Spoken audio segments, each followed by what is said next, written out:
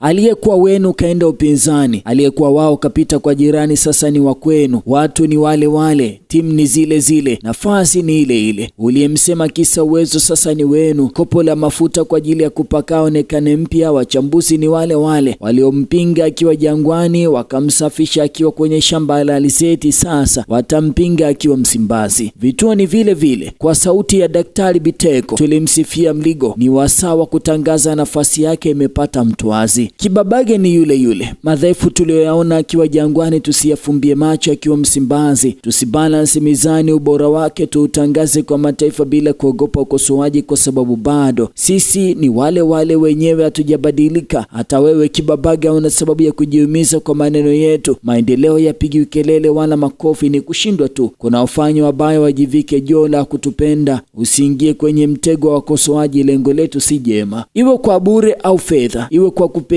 au kwa kuvunja mkataba, yote haya yatuhusu sisi. Tunachojua wewe ni mwekundu wa Msimbazi. Ubure utakuwa na maana kwa kiwango kibovu, utakosa mashiko kiwasha moto. Kuvunja mkataba kutamaanisha benchi likikupokea hautakuwa na maana kama hautawasha moto. Msimbazi ni chaguo lako, kipaji kikue na historia kukumbuke kama mchezaji mdogo kuwahi kucheza Simba na Yanga. Nenda kwa moyo wa mwenda aliyesusa ukawaida na kukubali kushinda. Nguvu ya moyo kukumbushe kwa dunia itakuchagulia nyakati, ila sisi tutafanya maamuzi. Kafanye kweli. Simba wamepata wamekosa, miguu yako ndiyo itaamua.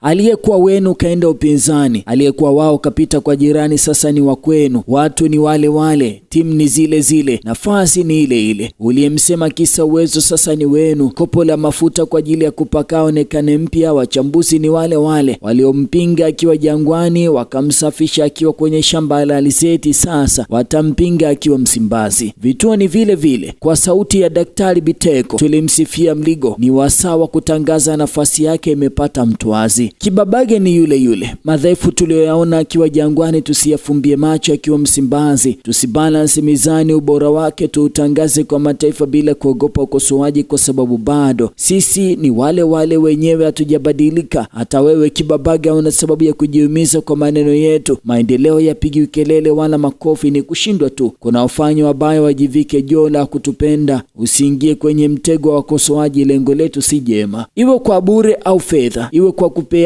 au kwa kuvunja mkataba, yote haya yatuhusu sisi. Tunachojua wewe ni mwekundu wa Msimbazi. Ubure utakuwa na maana kwa kiwango kibovu, utakosa mashiko kiwasha moto. Kuvunja mkataba kutamaanisha benchi likikupokea hautakuwa na maana kama hautawasha moto. Msimbazi ni chaguo lako, kipaji kikue na historia kukumbuke kama mchezaji mdogo kuwahi kucheza Simba na Yanga. Nenda kwa moyo wa mwenda aliyesusa ukawaida na kukubali kushinda. Nguvu ya moyo kukumbushe kwa dunia itakuchagulia nyakati, ila sisi tutafanya maamuzi. Kafanye kweli. Simba wamepata wamekosa, miguu yako ndiyo itaamua.